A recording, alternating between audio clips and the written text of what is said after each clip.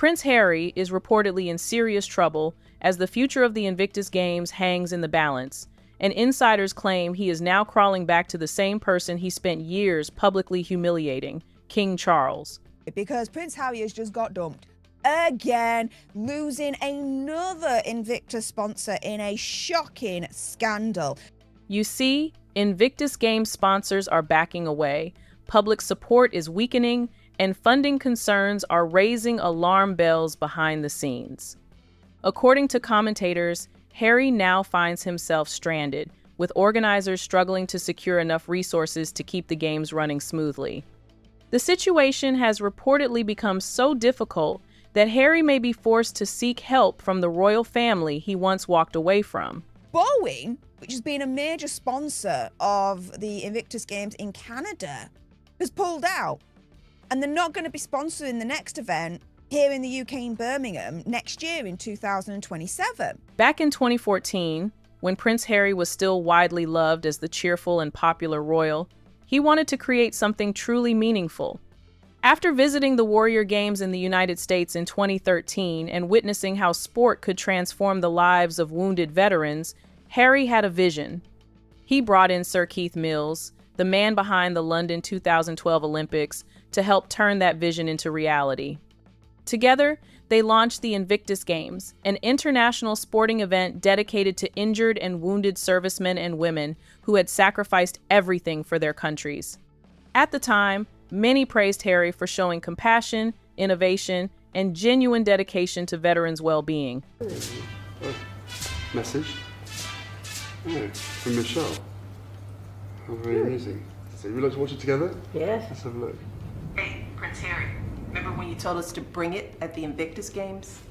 Careful what you wish for. Boom. Oh, really? Please. Boom. However, everything changed when Harry stepped away from royal duties alongside Meghan Markle in search of a more independent life. Once Harry left royal service, the institution that had previously supported him also stepped back. Palace connections faded, and the automatic prestige attached to royal endorsement disappeared. A growing scandal involving Prince Harry and his last remaining genuine charity project, the Invictus Games. But is it really a charity project at all? Is it just being used as a money-making scheme? Funding that once flowed more easily now became Harry's responsibility. He turned heavily toward corporate sponsors, including major companies such as Boeing and several partners, to keep the games alive. But now, reports suggest those same sponsors are quietly pulling away, allegedly worried about controversy surrounding Harry and the Sussex brand.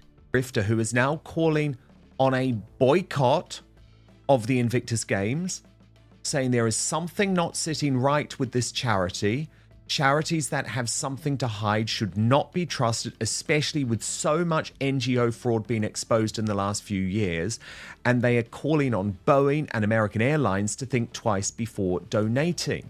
With sponsors hesitating and costs rising, commentators claim Harry may now need financial or symbolic backing from King Charles himself to restore confidence in the project. Ironically, Harry had once emphasized independence from the monarchy, yet the Invictus Games still relies heavily on institutional credibility. Without the royal backing, sponsors question the long-term stability of investing in such an expensive international sporting event. What we have been hearing is that Prince Harry is really keen to get his father involved, which I can tell you now Prince William will not let happen under any circumstances. Hosting global competitions requires enormous funding, logistics, and organizational stability, and companies are increasingly cautious about where they invest their money. As financial pressure builds, Harry has no choice but to appeal privately to his father for support, hoping royal endorsement could encourage sponsors to return. At the same time, public debate is growing louder. Spectators now question whether the Invictus Games remain purely a charitable initiative or have evolved into a large-scale commercial operation. Some people doubt that the money might be going into Harry's pockets. Critics argue that since Harry and Meghan lost several major media deals, the couple may be searching for sustainable income sources to maintain their high-profile lifestyle. According to Taz, added, This is the very reason why everyone who originally worked on and set up Invictus no longer works there. Since leaving the royal fold, the foundation has become a cash cow for Harry and Meghan, and no doubt some others who are involved. It's all bubbling to the surface. Some critics have even called for a full boycott, accusing the games of using veterans more as a PR prop than actually supporting them long term. Think about that for a second. The very people the games were created to honor are now being used as optics. Supporters are pushing back hard, but the fact that this conversation is even happening says everything. Harry's most beloved legacy is slowly becoming his most complicated one. When they said Invictus is a scam, the veterans are being used for PR, privately funded faux trips with lavish accommodations, and Meghan's merchandising schemes. That's not how charities work. And then came the money talk. Reports indicate that the Vancouver Games cost tens of millions of Canadian dollars, while similar veteran sporting events around the world run on a fraction of that budget. These figures have led critics to ask why the Invictus Games budget appears significantly higher than comparable events. Some believe these financial questions may be one reason sponsors are distancing themselves. Meanwhile, King Charles is reportedly cautious about becoming involved. The monarch is said to be unwilling to engage in any project that could place public finances or taxpayer funds at risk. With economic pressures already affecting the United Kingdom, any perception of royal financial intervention could spark public criticism. The public's taxes footed a portion of the bill. According to tax returns on file, the public picked up half the tab for Vancouver, with the Canadian federal government contributing $15 million through the Veterans Affairs Canada, and the province of British Columbia contributing another $15 million through its Ministry of Tourism, Arts and Sport. The foundation's own financial reports raised even more eyebrows. Grants to veteran organizations reportedly dropped by 63%, while foundation income went up by 41% in the same year. Legal fees allegedly tripled with no clear explanation, and cash reserves kept climbing. Critics called it a red flag, and honestly, it is hard to argue with that.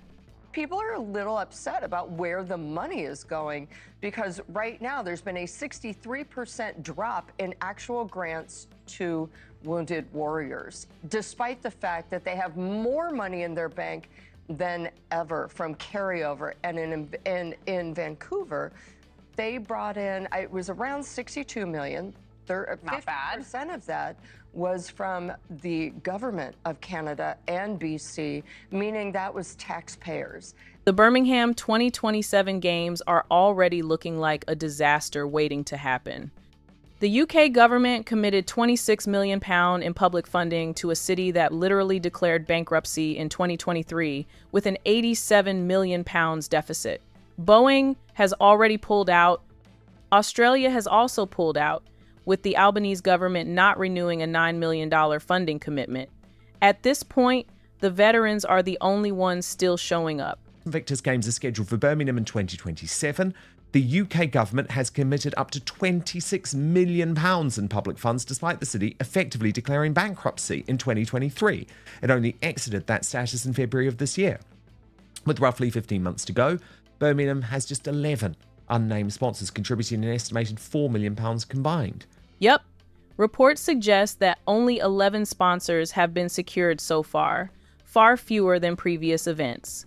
He needs money. He needs sponsors. There's only 11 sponsors lined up so far, and they are all unnamed. Now, if you look at Vancouver, there were 44 sponsors, including Boeing.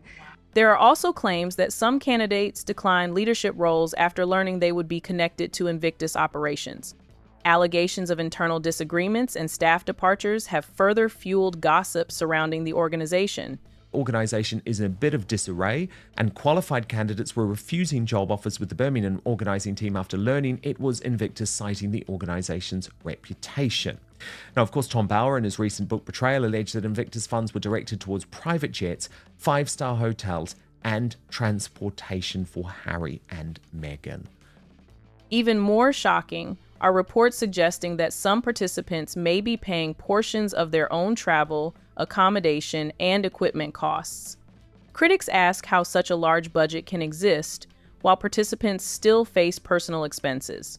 Despite all these controversies, Prince Harry is unlikely to walk away. The Invictus Games remain widely viewed as his most successful and meaningful achievement, and stepping back could mean losing the final pillar of his public identity.